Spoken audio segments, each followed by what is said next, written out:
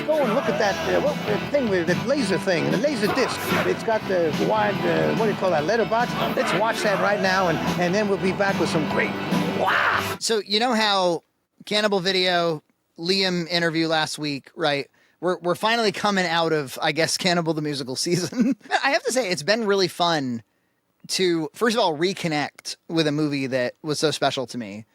Because I had kind of lost a connection to it. It had become a movie that, like, I remember loving. Not necessarily like a movie that, like, I still love all that, you know what I mean? Like, yes, I would always speak kindly of it, but I wasn't necessarily like in the mood to throw it on anytime, or like I hadn't given it that much thought. It was just cool to like reconnect with something that was so influential. The Liam interview caused me to have to edit in like I had to go on like this deep dive, like again, of old DVDs. That's been the fun part, is you rip an old DVD and then you try to find like exactly what he's referring to. Like he had mentioned the Toxic Avenger 2005 DVD. Well, I happen to have that. Yeah, of course you have it. Of course you do. They presented it in Tromorphic widescreen, and I was like, is that what I think it is? Is he saying that they took a 4:3 image and cropped it into widescreen and then released that? And sure enough, and then yeah, he was remembering things like the commentary track where they were talking about that, and Lloyd was like, actually, in a Troma movie,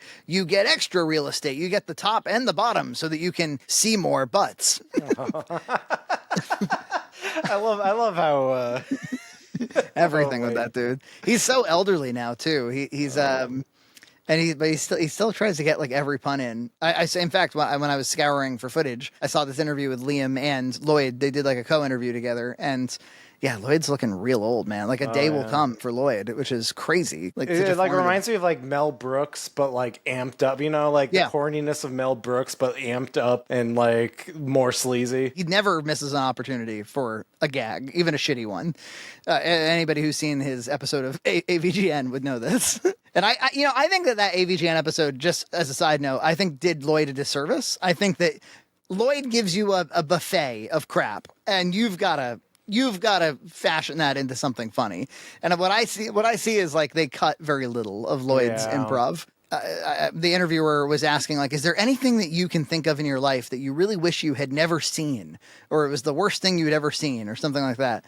And Liam joked like Brexit, and then he was like, no, but seriously, we're doing great over here in Britain. And Lloyd goes, "You're doing Brexcellent."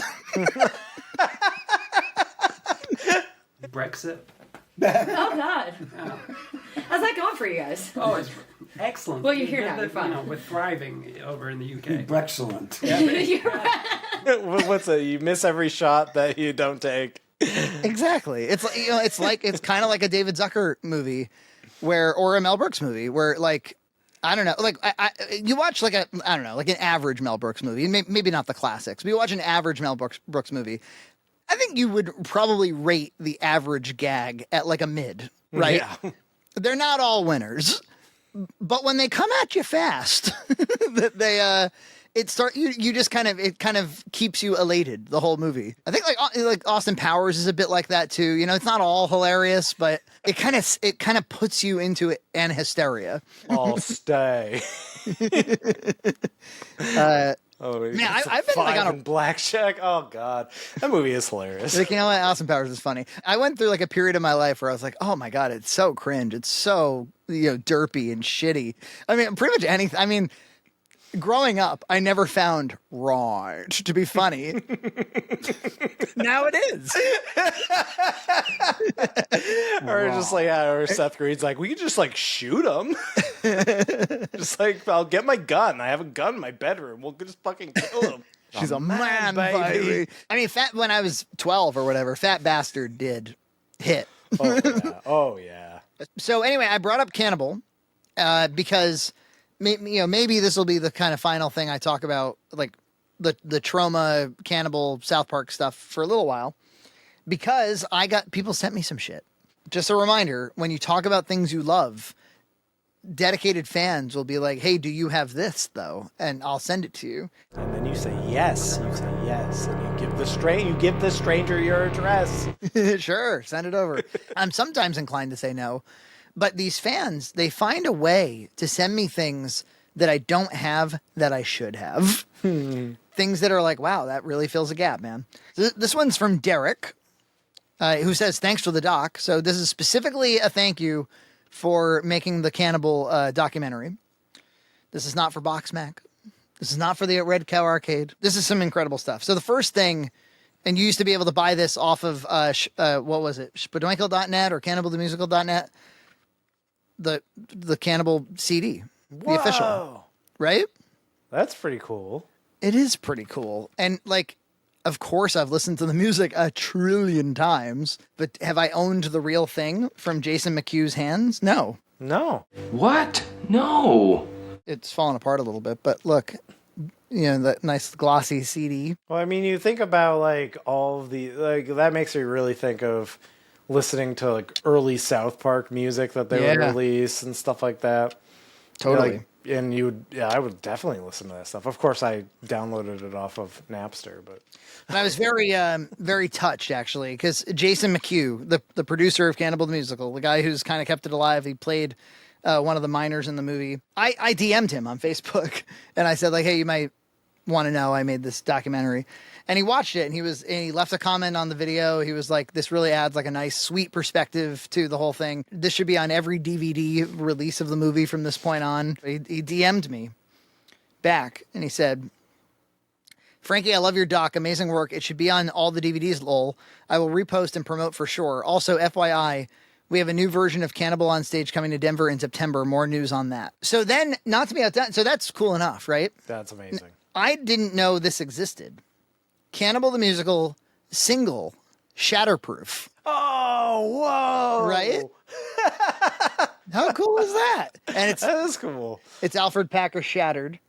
So again, and this is from Crap TV. So Crap TV was Jason McHugh's like little media outfit for a little while. 3 lost tracks from Cannibal the Musical: Shatterproof, Spadoinkle Extended, and Spadoinkle Don't Be Stupid.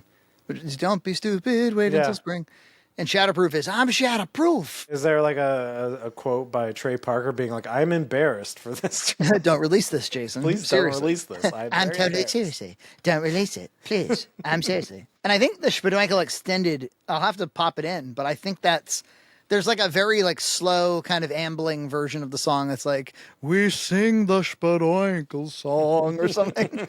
Oh, it ain't easy being a miner. No, life ain't easy when you're a miner. When you're cold and going nowhere, the world seems so wrong. And so to keep our hopes up, we sing the Spadoinkle song. EJ, did you listen to punk ska at all when you were? Course. You did, didn't you? Street Light Manifesto. Real Big Fish comes to mind. Well, you remember when we were talking to Liam, the Basketball soundtrack, he fondly remembered that. And, you know, Derek sent me the Basketball soundtrack. Oh, yeah, Real Big Fish. There it is. Yeah, Real Big Fish being the, I guess they're kind of, well, wait a minute, is this the whole soundtrack? No. What am I looking at here? From the motion picture, Basketball. I think this is, he said Real Big Fish Beer is the album. Oh. What am I looking at? Is this one song? In the upcoming movie Basketball, South Park creators and voices Trey Parker and Matt Stone team up with director David Zucker, who brought you Airplane and the Naked Gun series. Professional sports may never be the same. Co-starring in Basketball with Trey. So they just described it. And then musical appearance by Real Big Fish. Soundtrack in stores and movie. So this is a single. I guess I'll grab myself a beer. Yeah, this is a song called Beer that's in the movie. I said that you never would and that you never will. It's a single. He sent me 2 singles. Wow.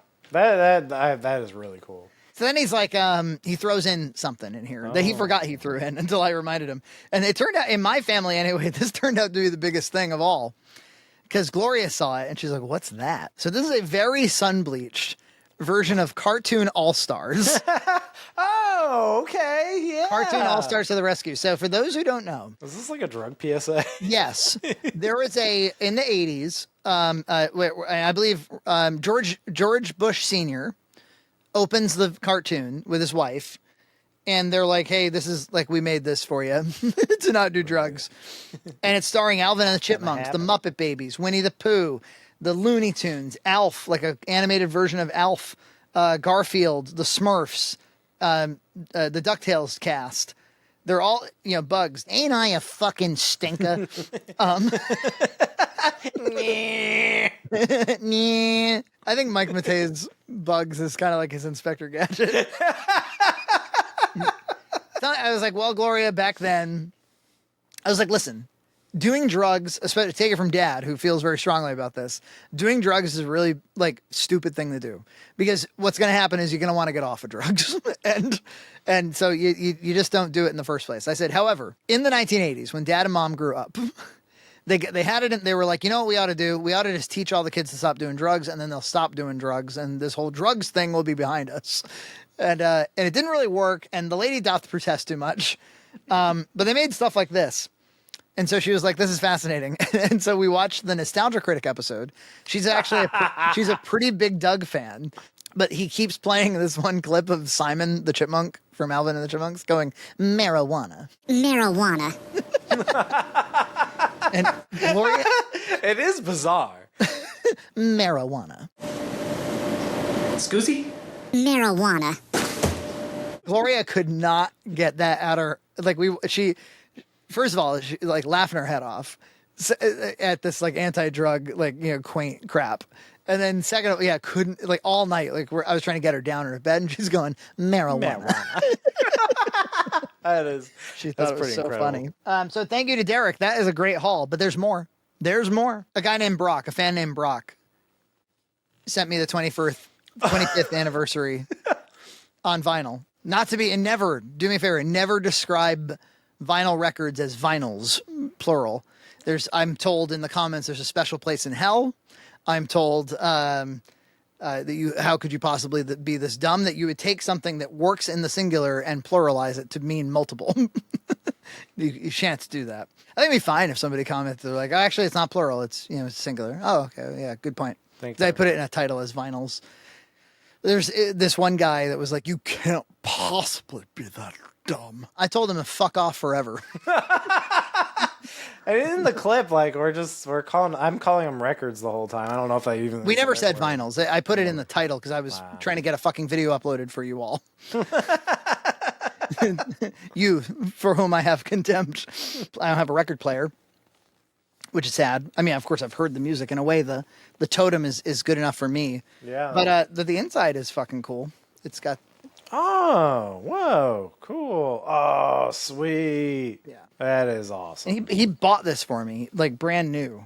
So thank you to Brock. That's awesome. I will proudly display that. That's awesome. Okay. So finally, do you remember when we were speaking to Liam? He was going on a bit about how Tromeo and Juliet is his favorite Troma movie. I think that that's a very defensible position. It's James Gunn. Of course. He didn't direct it, but he did. He directed it. I think he didn't get a director's credit, but it was something about if you read Lloyd Kaufman's book, there's a whole section on Kabuki Man was a big failure for them. They wanted to rebrand and revitalize, and they were looking for an excellent screenwriter who could do this Tromeo concept, and they found a young James Gunn who was a Troma fan, and he got involved in Troma and became a Troma titan, basically, if a Troma person can. But he's responsible for that movie. And I think why would I say that it's good? Because it's as sleazy and as dank as any Troma movie comes. But yeah, Liam made a few excellent points. It has a Motorhead soundtrack songs by Motorhead in the soundtrack. It's hard to describe it, but yeah, it's got this this perfect grunge intersection between 90s and 2000 sensibilities, which in a way I think James Gunn himself kind of has that, and still sort of that's still present in some of his work. I remember saying on the pod, I wish I have that on Laserdisc. And he was like, I got it behind me, framed with it signed. And then somebody on Discord linked me, and they said, you can have it for $90. $90. And I was like, I can't do that. That's $90 for a Laserdisc. I did it. There it is. It looks great. I can't believe that it's on Laserdisc. Yeah. Well, there weren't too many Troma films released on Laserdisc. I wish, God help me, I wish Cannibal was. This was the first time. Here's some Troma trivia for you. This is a car flipping in the air, crashing. The movie, as I said, the movie that they shot before this was Kabuki Man.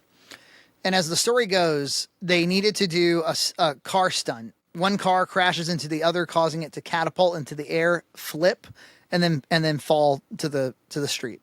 Pretty big special effect for Troma. Like a huge car crash. And Lloyd, back in those days, would actually, like, he would put his eye up to the viewfinder because they don't have monitors, right? They don't have like digital out or a video tap or anything like that. So he would just put his eye up to so that he knew what he was getting. And if you've ever shot on film before, you know that like when your eye's in the viewfinder, I mean, even with video, it's true, but when your eye's in the viewfinder for film, you kind of lose your sense of place, of physical space. The car came like way too close to the camera, like almost killed them all. But he was sitting there shooting it going, oh my God, this shot is coming out amazing. And it did. And they got it with 2 or 3 cameras.